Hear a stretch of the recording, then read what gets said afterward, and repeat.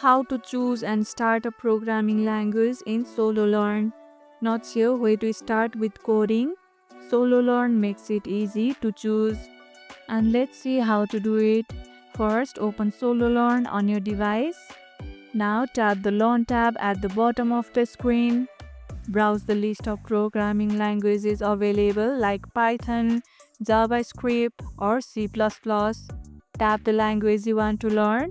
Start with the first lesson and follow the easy exercises or quizzes. You can track your progress as you go. Pick a language that matches your goals like Python for data science or JavaScript for web. Which programming language are you learning? Let us know in the comments below.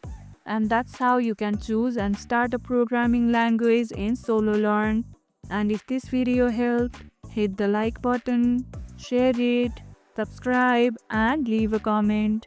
Thanks for watching and I'll see you in the next one.